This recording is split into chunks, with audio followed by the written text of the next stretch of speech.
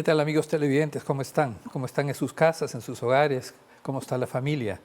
Otra vez en este programa Sí se puede, para tratar de emprendimientos cristianos que tienen que ver con la mejora de la sociedad.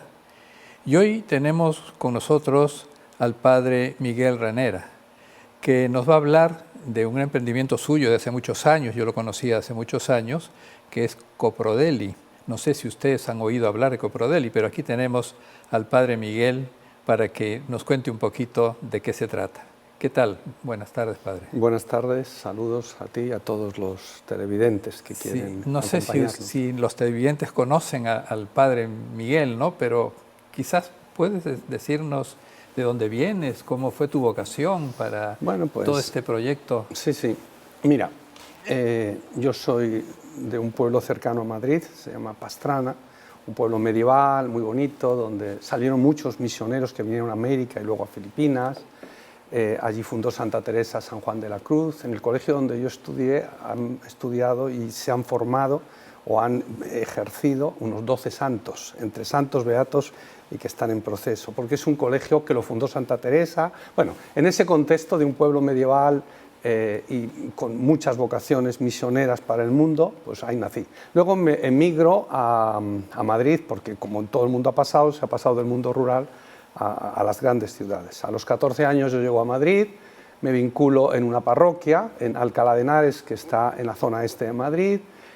Allí desarrollo toda mi vida juvenil en los grupos de la Legión de María, haciendo apostolado, oración, y ahí surge mi vocación, ¿no?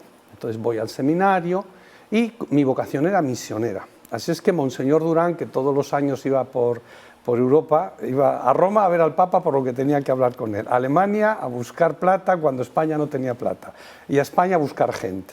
Entonces él quería gente que viniera para acá a apoyar y yo quería misión. Entonces de ahí se dio, de modo que al terminar mi seminario, pues me vengo con 23 años aquí al Callao ya, y empiezo mi ministerio sacerdotal pues en las parroquias más humildes, en Gambetta, luego Sarita Colonia, luego Pachacútec, las barriadas, y actualmente estoy por los barracones del Callao. O sea, siempre me han tocado las zonas... Siempre el Callao. Sí, y las zonas... Como sacerdote fui 20 años párroco, aquello a mí me chocó muchísimo, yo además tenía 23 años, era tierno, pero venía con un gran deseo pues, de hacer el bien y de realizar mi misión. ¿Y 23 años ya sacerdote? Sí, a los 23 me ordené. ¿A los 23? Sí, me dieron dispensa y todo fue muy rápido. Y empecé mi ministerio muy joven. Y bueno, yo allí empiezo mi labor sacerdotal con un pueblo muy pobre y sufriendo mucho, entonces claro, aquello me era muy duro. Y me quedaban tres opciones. Primera, me vuelvo a España, no puedo con esto, me sobrepasa. Segundo, endurezco mi corazón, no ven mis ojos, no oyen mis oídos, yo a lo mío pastoral y lo más, como no puedo, no hago nada. Y de alguna manera me aíslo de toda esa situación problemática y el sufrimiento de la gente, pero eso no es cristiano. O tercero, te involucras. Así es que yo, sin ninguna formación administrativa, porque solo había hecho estudios eclesiásticos, pues empiezo a involucrarme en historias, formar un comedorcito, formar una guardería, y pedí un proyecto a manos unidas y compré unas máquinas para hacer un taller de confecciones para que las mujeres pudieran tener algo que trabajar. ¿Y eso ya es Coprodeli? No, todavía no, ahí yo soy párroco y que intenta pues colaborar. Empieza a mover un gran voluntariado social de mujeres pobres que ayudan a otras mujeres, a otros más pobres. Les invito a que lleven una vida de oración y a que por otro lado tengan estas acciones solidarias, tipo la Madre Teresa de Calcuta. Entonces, ¿pero solo? Yo solo. Pero como estaba solo, pues tenía que buscar laicos y los que tenía eran mujeres pobres. Entonces, les invito a que, aunque tú seas pobre y sufras, hay otros que son más pobres y sufren más que tú. Y entonces, justo ayudando a otros, ellas se ayudaban.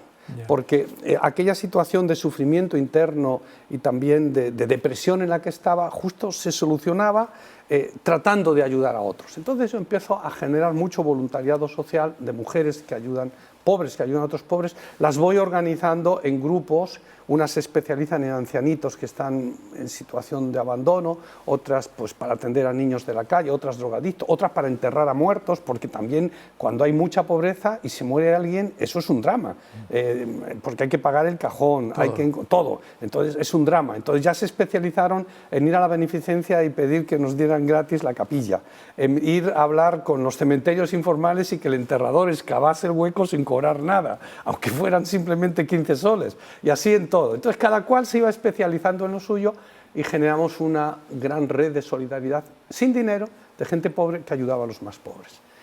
Un poco esa es mi labor como párroco. El taller aquel primero que formé fracasó, con lo cual yo ahí aprendí una lección amarga de la vida, que es que no bastan las buenas intenciones, sino que tú tienes que cerrar el círculo y tienes que ser profesional en lo que haces. Y allí o se vendía o aquello, no había trabajo para las mujeres. Entonces, viendo que no podía encontrar el mercado para aquello, lo que hice lo transformé en un centro de formación profesional y empezamos a dar cursos de confecciones. Y aquellas máquinas que compré hace ya pues, casi 40 años todavía están en funcionamiento y dando formación profesional, porque hicimos un CEPRO que hasta hoy funciona desde hace 40 años, ¿no?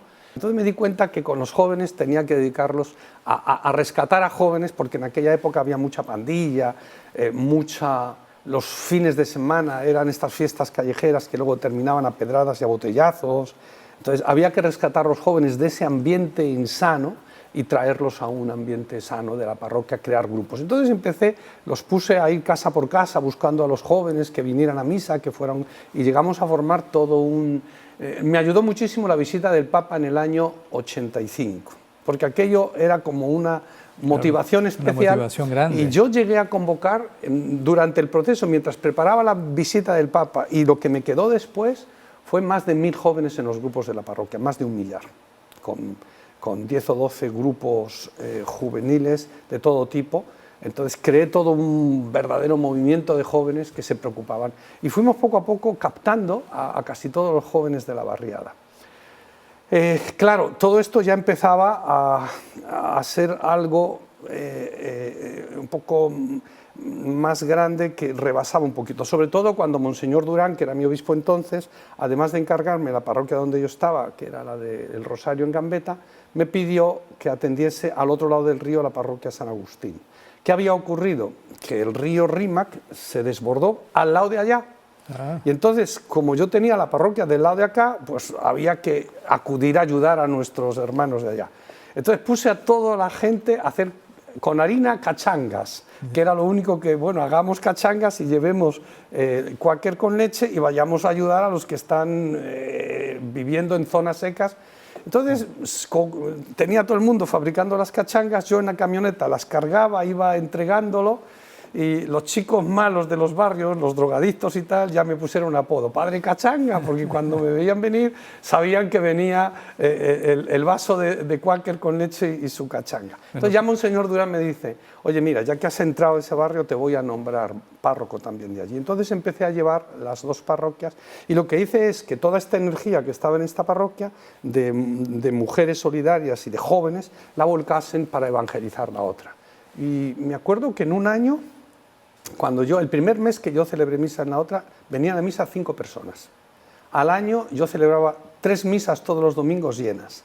Entonces conseguimos construir la parroquia y empezamos a generar también lo mismo. Pero claro, yo ya tenía toda esta cantidad de jóvenes y de mujeres que hacían un apostolado, y la parroquia de este lado evangelizó a la parroquia muy rápido, porque lo que me había costado unos 6 años crear aquí, pues prácticamente en un año se creó en el otro sitio. Bueno, padre, nos piden una pausa, entonces a ver si nos cuenta en la siguiente edición lo de Coprodeli, porque eso interesa a nuestros amigos televidentes. Pausa y volvemos.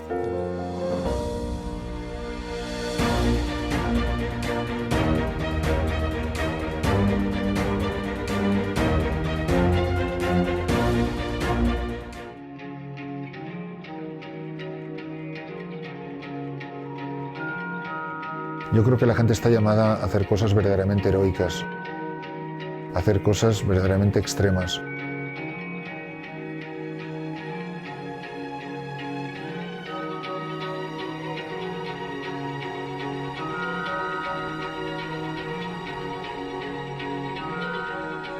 me gusta mucho la publicidad. Y las zapatillas Nike solo tiene un logo, cuando dice Just Do It. A mí me gustaría, todo el que dice a mí me gustaría, puedes estar seguro que nunca hará nada. El a mí me gustaría no es voy a hacerlo. Todas esas ideas maravillosas que nos pasan por la cabeza, pues me gustaría hacer más oración, me gustaría tomarme la vida cristiana más en serio, pues a mí me gustaría, a lo mejor tengo vocación de sacerdote, lo que sea, hazlo. El mundo le está diciendo a la Iglesia, haz algo. Ante un mundo que se nos está cayendo a pedazos, una juventud completamente corrompida, hedonista, absolutamente anestesiada, la Iglesia tiene que hacer algo y cada uno tiene que pensar qué es ese algo al que está llamado a hacer. El mensaje que yo le digo es la gente que se tome la vida en serio, que le pregunte a Jesucristo, ¿qué quieres de mí? Que te lo va a decir con pelos y señales, y cuando te diga Jesucristo qué quiere de ti, hazlo.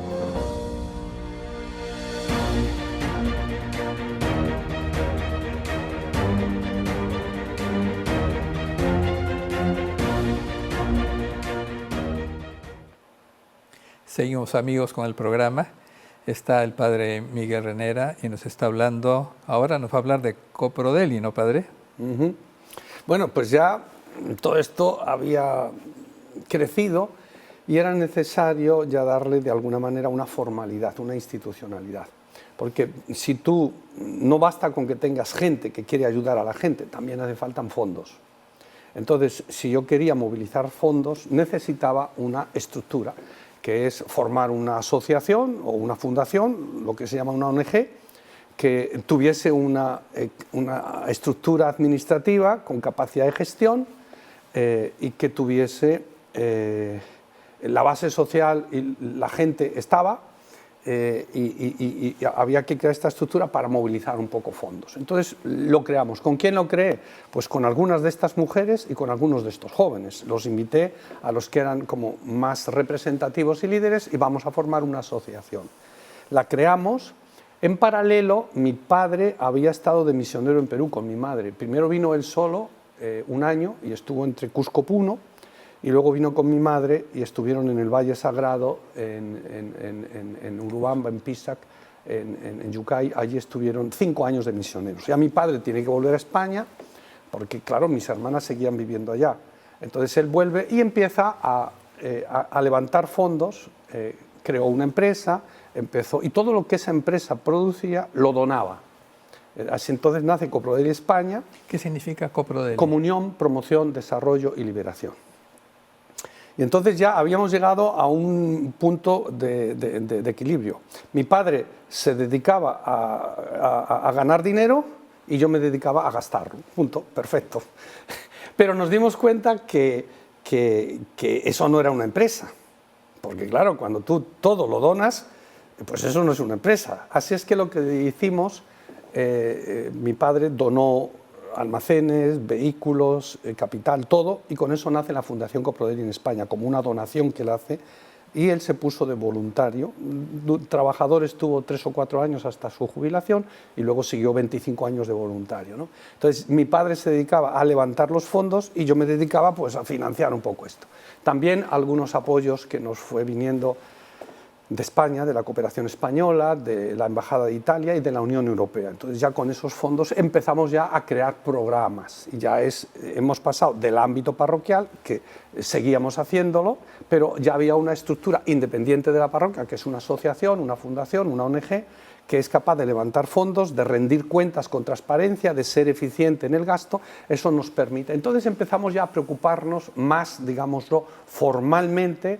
Empezamos a abrir colegios, empezamos a abrir programas de acogida de niños de la calle en centros residenciales. Tuve 3 casas de niños con residencia. Empezamos a crear programas de generación de empleo. Entonces, poco a poco vas creando un ámbito más amplio y más eficiente de labor social. ¿Qué es lo que tienen ahora? Esto es lo que tenemos. Entonces, pero Coprodeli se va adaptando a las necesidades. Cuando fueron las invasiones y el nacimiento de Pachacútec, en la zona norte del Callao, en Ventanilla, que más o menos desde el sur de Lima vinieron en 3 o 4 días, se establecieron 10.000-12.000 familias en toda la zona de Pachacútec. Pues me pidió el obispo, oye, ¿y qué hacemos? Aquí tenemos un gran reto. Y entonces yo, entre todo el voluntariado que teníamos, le dije, ¿quién se quiere ir a Pachacútec? Se ofrecieron 100 personas, escogí 50 y puse 10. Y así empezamos a crear unos centros que eran colegio, centro médico y parroquia en Pachacútec. Y creamos 4 de esos centros, ¿no? Y que son, ahora ya son 4 grandes unidades escolares, la parroquia la lleva la diócesis. ¿Cuántos colegios tienen ahora? Actualmente tenemos 30 colegios. ¿En todo el Perú? En todo el Perú, sí. ¿Qué sitios, por ejemplo? Pues está en Callao hay 11, hay en Lurín, luego hay en el sur tenemos en Asia, Cañete, Chincha, Pisco y en Ica hay 4. Luego tenemos en todo el Valle del Guayaga, desde Tocache hasta Tarapoto, hay 6. ¿Y los colegios se llaman Coprodeli? No. De nombre Coprodeli y de apellido un santo, el que le toque, el más significativo para ese lugar, ¿no? Y con motivo del terremoto de Ica, había que atender aquellas necesidades. Entonces vino el terremoto y lo tiró todo, y había que reconstruir todo eso. El Estado hizo mucho, aunque no se le reconoce, porque siempre la gente pide más y pide más, pero se renovaron calles, de todo, se renovó todo el reto. Entonces, frente a ese reto, nos pusimos nosotros a también promover pequeñas urbanizaciones para que hubiese vivienda social. El primer problema que nos encontramos es que nadie tenía título de propiedad, para que veas el desorden en el que estábamos. Por eso no podía llegar la ayuda a la gente, porque es evidente, además de que es un requisito de ley, es evidente que cómo voy a meter dinero en algo que no sé si va a ser tuyo o va a ser de cualquier vivo que se lo lleve. Entonces había que empezar un proceso de saneamiento de propiedades. Y por eso la protesta es, pero ¿por qué no se construye? Pues ¿cómo se va a construir si es que no hay ninguna base sólida sobre la que construir desde el punto de vista de una propiedad formal? Por eso lo importante es que es ser formales para todo, para tener una casa o para hacer una familia o para hacer una empresa. Entonces la cultura de la informalidad en la que estamos es insana en todo sentido. Bueno, entonces hubo que ponerse a sanear y tuve que crear una unidad de saneamiento de propiedades para luego poder mover los bonos que daba el Estado como subsidio para las viviendas. Y así empezamos a hacer, hicimos una pequeña urbanización de 80 viviendas en Cañete, luego una de 225 en Chincha, luego una de 700 en Ica, luego una en Pisco, luego una de 800 ¿Eso en se Ica. llama Hábitat? Eso es el programa Hábitat, que son urbanizaciones donde ponemos todo, agua, desagüe, pistas, veredas, luz y luego la vivienda. Ahora estamos haciendo una de 3.700 viviendas en Ica. Entonces, más o menos cuestan más o menos, por poner unos 80.000 soles, de los cuales el Estado dona 40.000 y los otros 40.000 o 90.000, 45.000, 45.000. El Estado pone la mitad, es donación. Y la otra mitad la gente tiene que aportar unos entre 300 y 400 soles mensuales, de modo que más o menos después de 5 años ya la casa es de ellos. Entonces esto va dirigido a personas que no tienen un trabajo formal, que no son sujetos de crédito en los bancos, y nosotros mismos tenemos que darle ese crédito porque tenemos que poner el dinero por delante y luego ellos lo van pagando poquito a poquito. Luego en el precio de esta vivienda ya está enterrado el costo financiero, que para nosotros es muy pesado porque claro, es doble costo, el de la edificación y el de cómo financias esto, que tiene un costo también. Bueno, así ya hemos hecho unas 10.000 viviendas, ese es el programa Hábitat. Entonces, además, la parte humanitaria que hacíamos desde el principio no hemos dejado de hacerla, siempre la seguimos haciendo, pero hay que ir evolucionando de acuerdo a cómo son las circunstancias. Entonces, nuestro modelo ahora de trabajar con los pobres no es lo mismo el Perú de hace 30 años, cuando estábamos con las 10 plagas de Egipto, que el Perú de hoy, que es un Perú próspero. Han cambiado radicalmente. Entonces, hoy en día, la ayuda humanitaria nosotros la focalizamos en 4 públicos. Niños en alto riesgo, o lo que llamábamos antes niños de la calle, mujeres que sufren violencia, que suelen ser la mamá de estos niños, que suelen ser la mujer de los 5 maridos, y como has tenido 5, el que tienes no es tuyo, y por eso en este caos estás sumido en la pobreza. Entonces, todo eso necesita sanarse. Y trabajamos como metodología de proyecto de vida para ir ayudando a que las mujeres poco a poco vayan haciendo un proyecto de vida en el que puedan salir adelante. Trabajamos también con ancianos en situación de abandono y con personas con discapacidad. Organizamos clubs de autoayuda, de modo que juntamos 20 o 30 personas, le ponemos un asesor de ese club que va a acompañar como un tutor a que estas personas vayan sacando adelante sus vidas. Tienen o una reunión semanal, cuando son personas con discapacidad 3, cuando son niños de la calle es cada día, y les vas, en el caso de los niños, pues se les da una comidita, estudio dirigido y acompañamiento tutorial. Para Qué que bueno. Muy bien, amigos televidentes, han estado escuchando ustedes al Padre Miguel.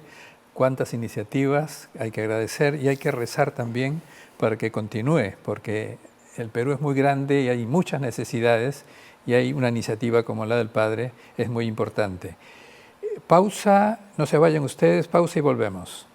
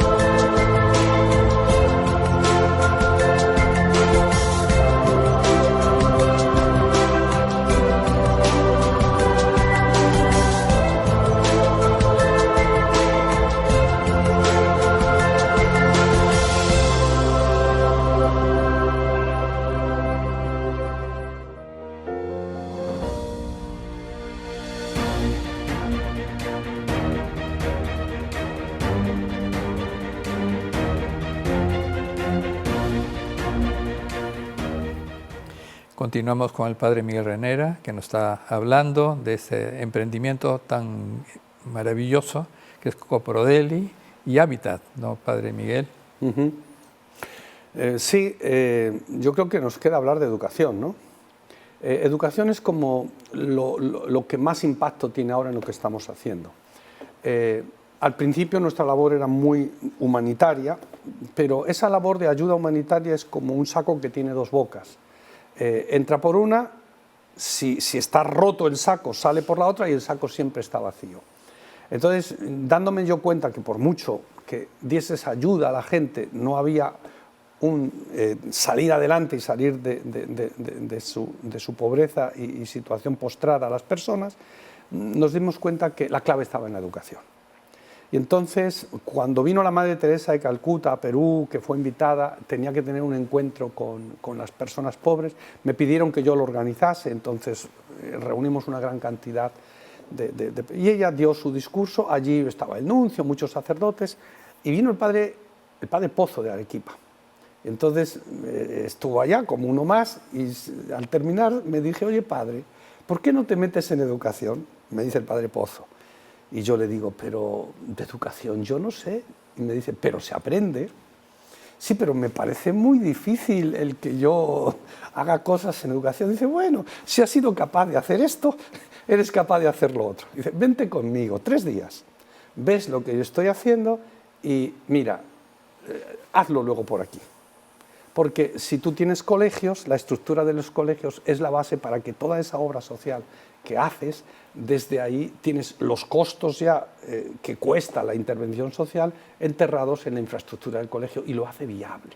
Digo, bueno, voy a ver. Entonces me fui a ver lo que él estaba haciendo de colegios de educación en Arequipa y ya me animé. Entonces empecé a abrir el primer colegio en Sarita Colonia, lo llamamos San Agustín, luego otros 2 colegios más allí, en Tigüinsa, que es otra barriada pegada al mar de invasiones, que es San Miguel.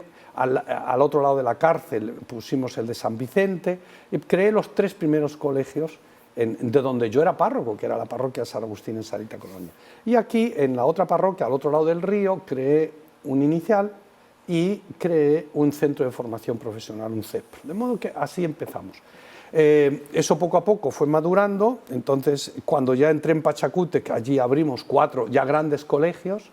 Luego cuando fuimos a Ica, cada vez que pongo una urbanización, ahí ponemos con colegio y con iglesia, porque hay que crear un pueblo, y un pueblo no son solamente casas.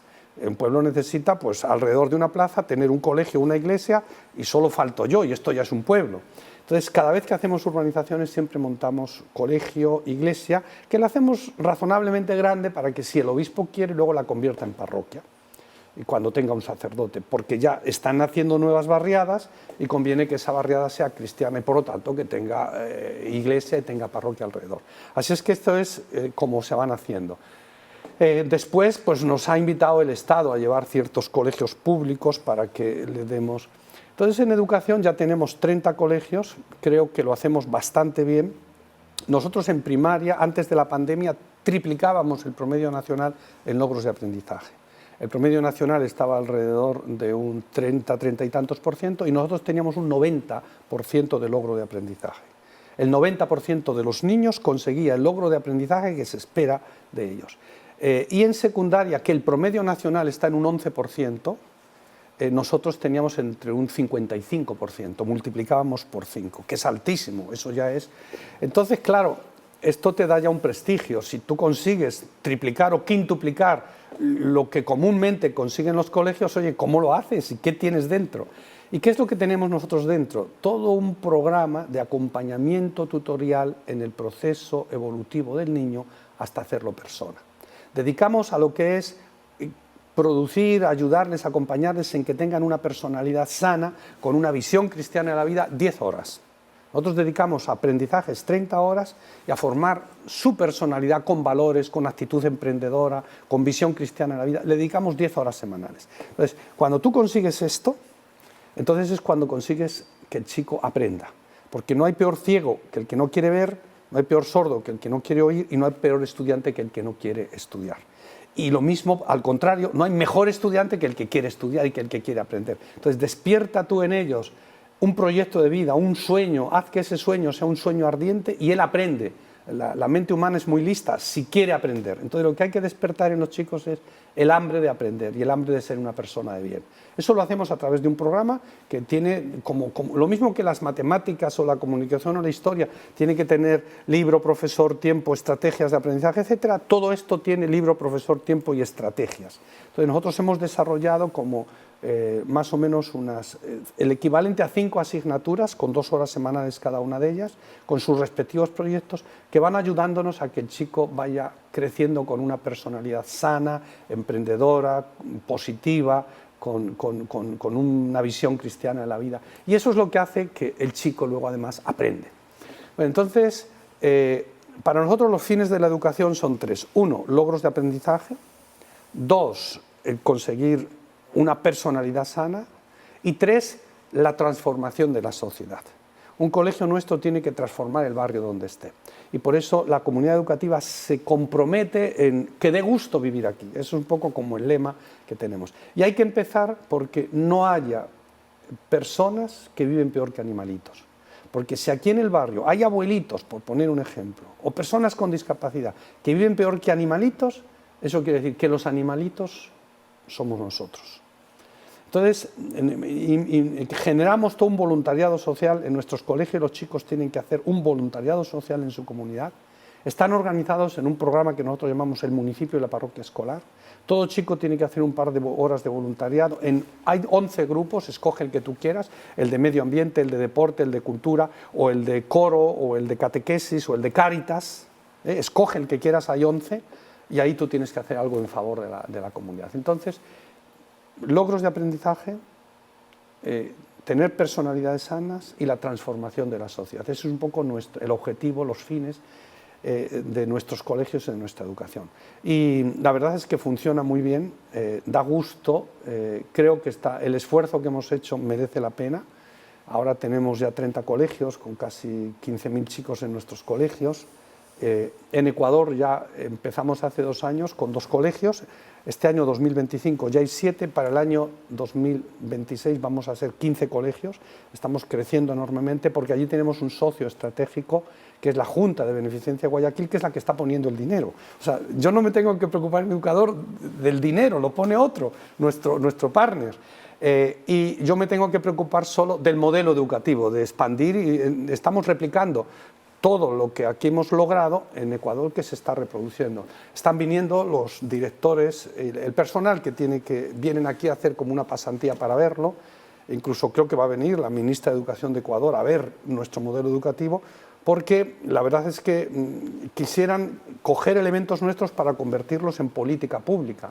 Entonces estamos creciendo mucho en educación y me siento muy contento, porque creo que es el principal aporte que vamos a dar a la sociedad. Ya no solamente es que das ayuda humanitaria que entra y sale, sino que vas creando capital humano, capacidades humanas, personas que son capaces de salir adelante en la vida. Qué interesante todo lo que nos cuenta, Padre Miguel. Ya lo han oído, amigos televidentes. Y eso es lo que pretendemos también aquí en Paz Televisión con este programa Sí se puede, porque es un programa de emprendimientos para que la gente que tiene esos emprendimientos ayude a la sociedad a salir adelante. Y necesitamos, claro, los colegios tienen nombre de santos, no cada uno, pero necesitamos también que las personas que estén allí sean santos, o que salgan santos de esos colegios. Seguramente que van a salir, porque si se ponen los medios, si se siembra bien, luego se cosecha. Muchas gracias, amigos televidentes, por estar con nosotros, y será hasta el próximo programa. Y no se olviden, sí se puede. Gracias.